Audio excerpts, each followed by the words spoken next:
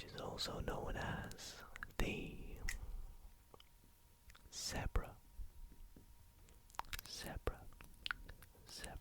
puzzle. Zebra puzzle. Now, the Einstein puzzle, or also sometimes referred to as Einstein's riddle, is a very well-known logic puzzle, and it is a very fun one that you guys are absolutely gonna love in tonight's video. As tonight we are going to show you first the puzzle or the problem, and then I will be solving it with you all step by step, showing you the solution on how to solve it.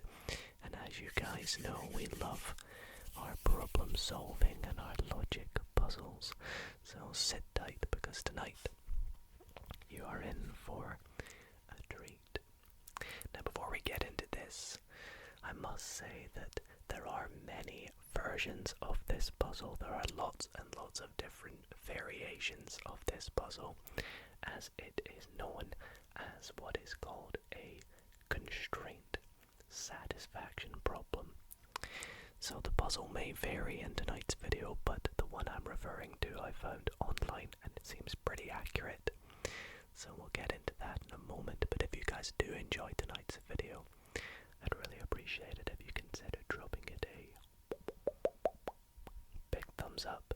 And if you're new to the channel and you love maths as much as you do love ASMR, why not consider subscribing? We're all about maths and relaxation all at the same time over here. So I hope you all do enjoy. But don't worry if you're brand new to maths or maybe not so great at maths. You will still hopefully be able to follow along or just relax and sleep to tonight's video. Now, without further ado, let's get into it. So, why is it called Einstein's puzzle? Well, it's called Einstein's puzzle or the zebra puzzle, as it is said to have been invented by Albert Einstein, the mathematician, the physicist, the scientist, when he was very, very young. So to be able to create a puzzle at that age, as complex as this, is very, very incredible, and it's one that I have come to love. However, it is also sometimes attributed to Lewis Carroll as well. So, what is the puzzle? Well, let's erase this and we will begin by explaining the puzzle.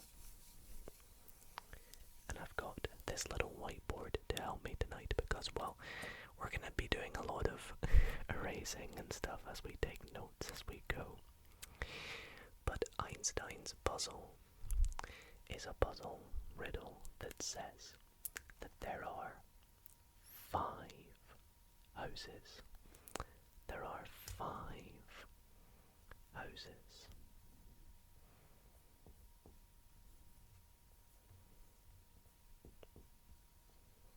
And it says that each house is a different color. So each house is, whoops, that's not what I want to write. Each house is a different color, and in each house lives a man. Each man has a unique nationality, an exclusive favorite drink, a distinct favorite brand of cigarettes, and owns a specific pet. Now, we have 5 of each, of course, as there are 5 houses, 25 objects. The 5 colours I'll quickly let you know are blue, white, green, red and yellow. The 5 nationalities are Norwegian, German, Swedish, English and Danish. The 5 drinks are milk, water, beer, coffee and tea. The 5 cigarettes are Pall Mall, Blend, Prince, Dunhill, and Blue Master. And the 5 pets are horse, dog, cat, and bird, and fish. Now, with each of these 5 houses, we have to try and work out something in particular. And that is, we want to know the big question of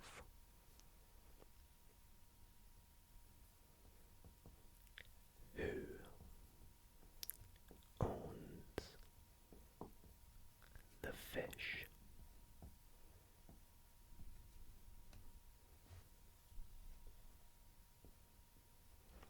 Now, that may seem like a really random question and very difficult to work out at this stage, but there is one very important thing that can help us out with this.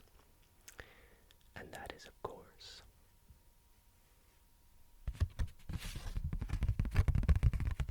this right here, which I have in my hands.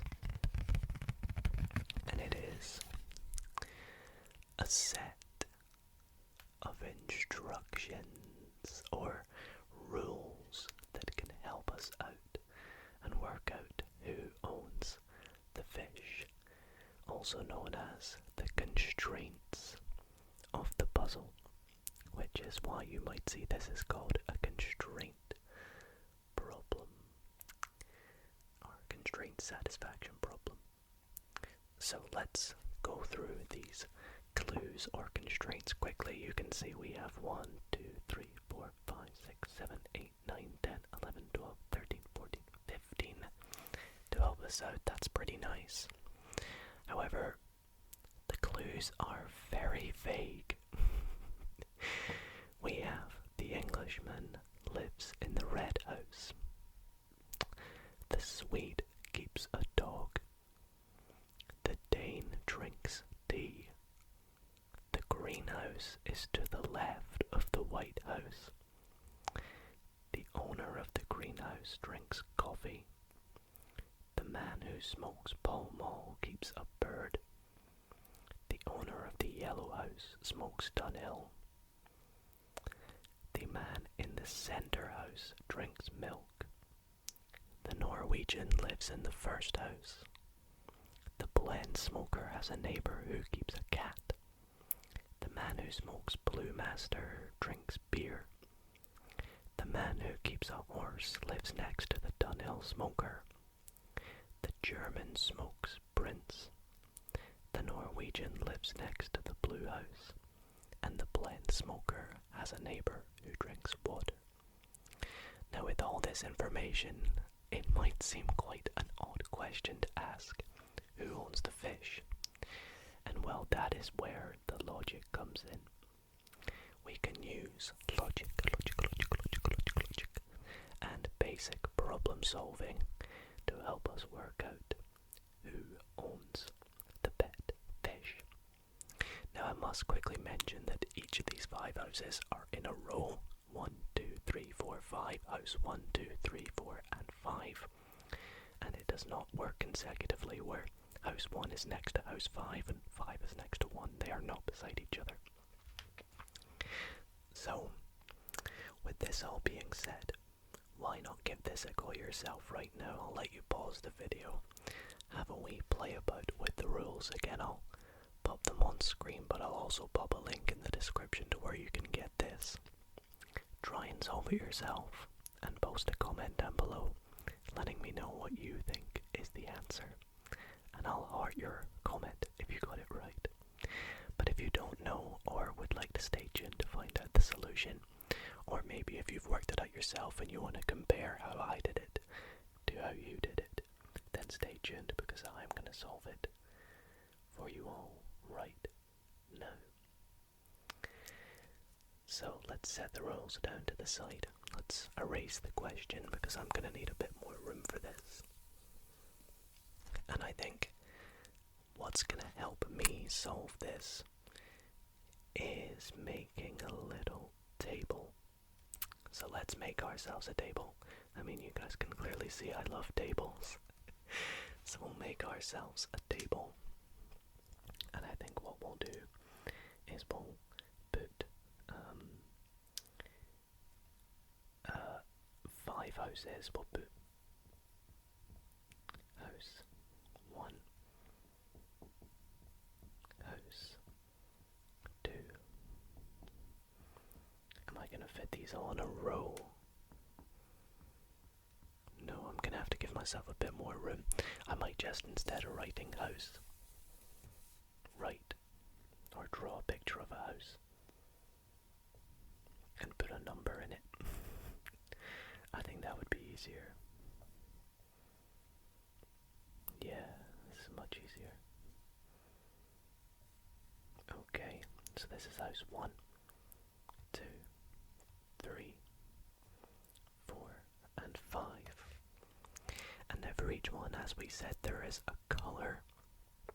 So we'll have a colour. We are also going to have a nationality. Nation. We are going to have a drink. Each house, someone smokes a particular cigarette brand and owns a specific pet. Now let's make our table. Should probably use a ruler to do this, but I don't have one on me, unfortunately.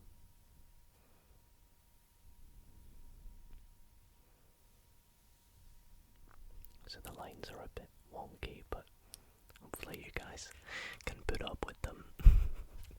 And of course we'll do them across the way as well.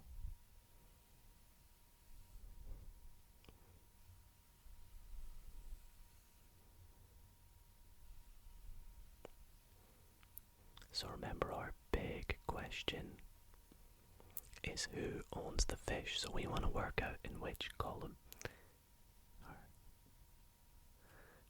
the fish is in.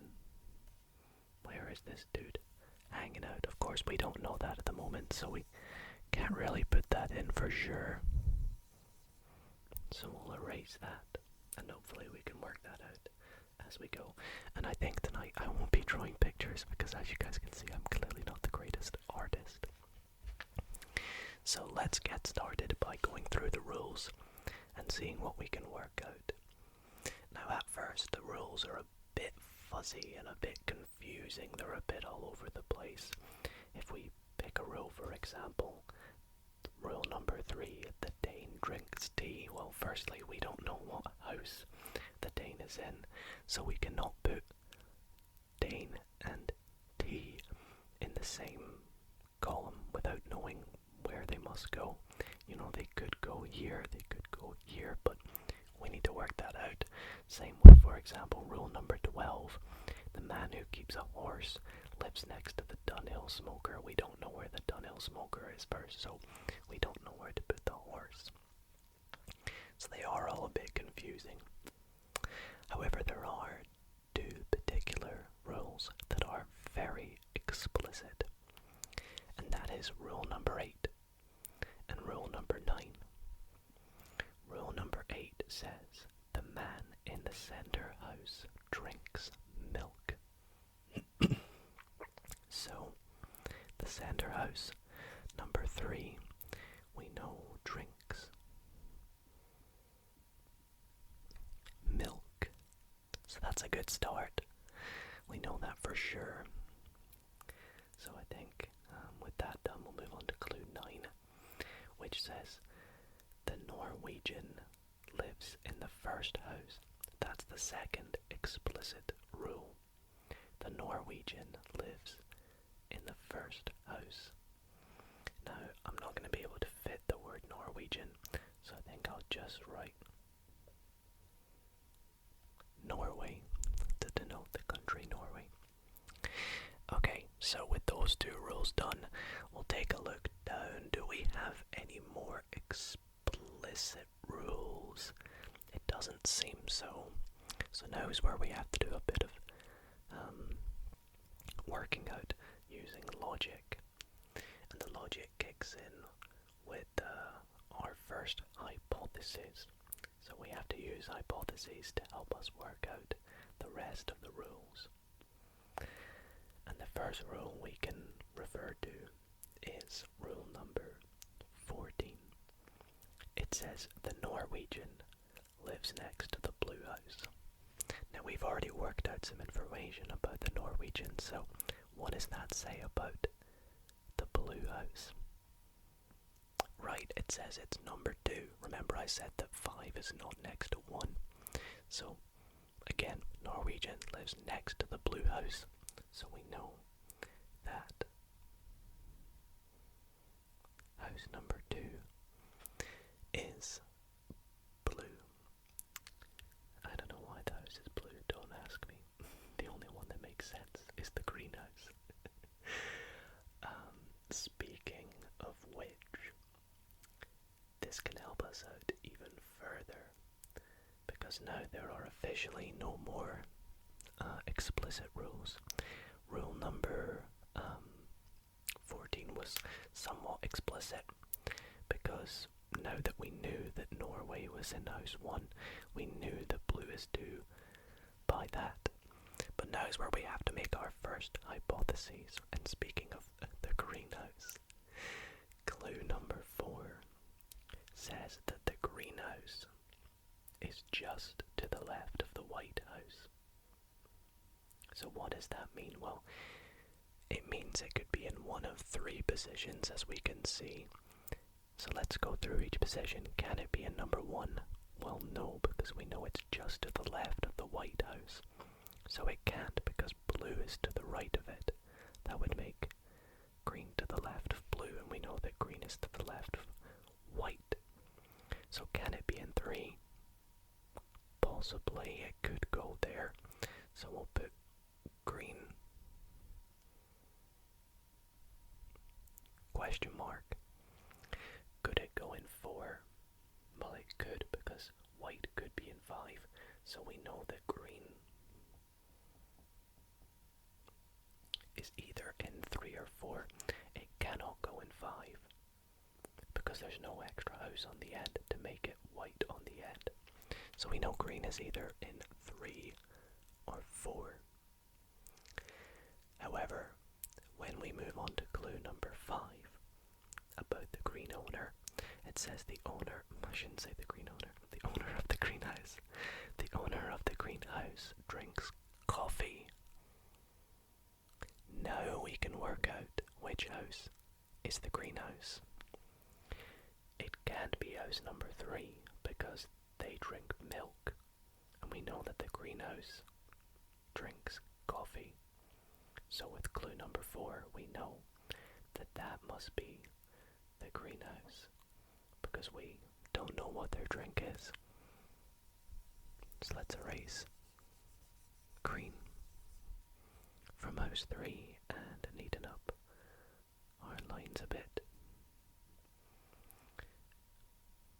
And that also tells us that their drink is coffee as well. So that's helped us out big time there. Now, let's take a look at 4 again. Because remember, 4 told us that the greenhouse is just to the left of the White House. So now we know that 5, house 5 on the end there on the right, is white. Great. Okay, let's continue through our clues. Back to clue number 1. It says that the Englishman lives in the red house. Okay, well, what does that tell us?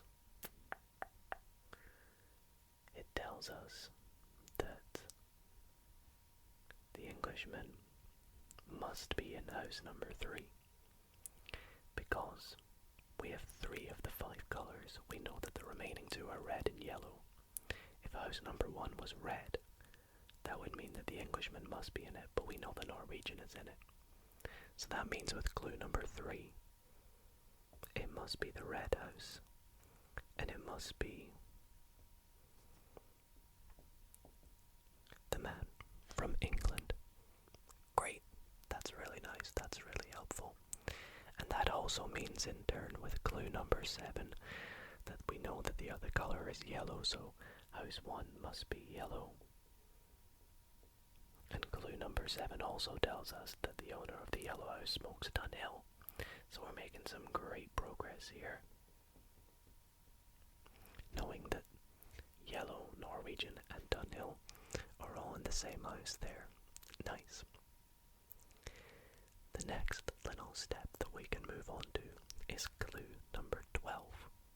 12 says the man who keeps a horse lives next to the Dunhill smoker. Now we just filled in the Dunhill smoker, so we know that because the horse lives next to them, horse must be in house 2.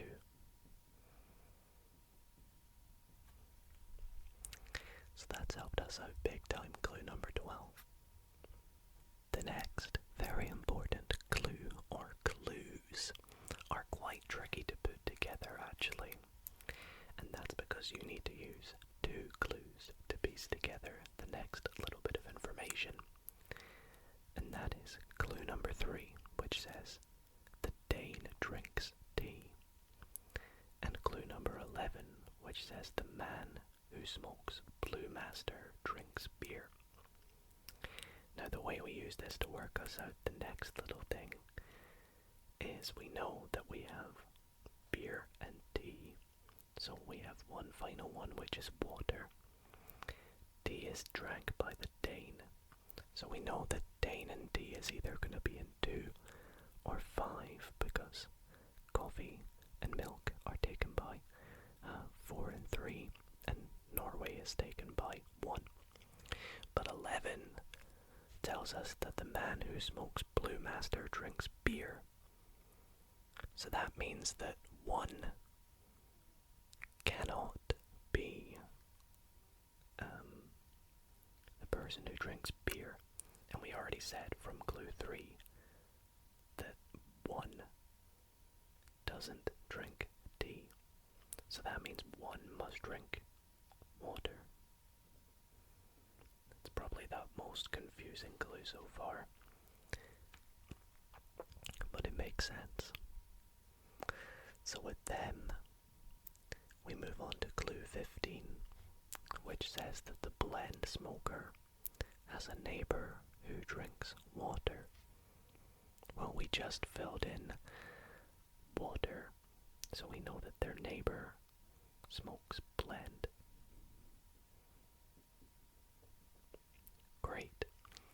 And from here on out, the puzzle turns into a bit of just simple going through what clues you haven't filled in and filling in the remaining pieces of information. So for example, clue 11 says that the man who smokes Blue Master drinks beer. So they must be in house 5, because if Blue Master was in 3, they drink milk, so that doesn't work. If Blue Master was in 4, they drink coffee, that doesn't work. So we know that 5 must be Blue Master and drink beer. And actually that leaves us with one final drink, which is tea. So tea must go in house number 2. Okay, so the next clue that kind of helps us out explicitly with just continuing things on, as I said, from here on out, it's pretty much just fill in the missing pieces and the missing blanks. And that is clue number 3, because clue number 3 says that the Dane drinks tea.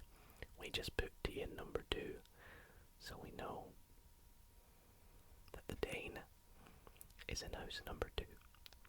Now, we officially know that the Danish person does not own the fish. So we're 1 person down. We have a 25% chance of just guessing it correctly.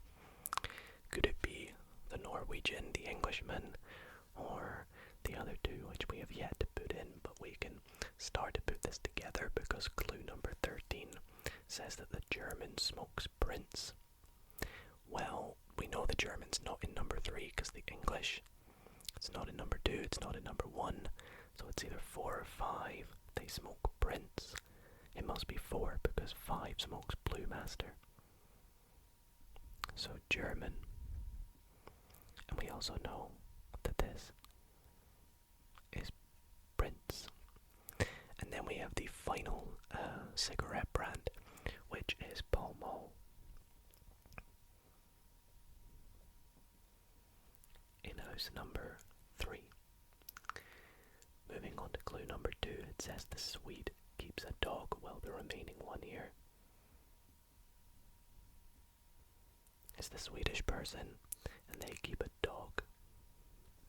So we now know that the Swedish person doesn't own the fish.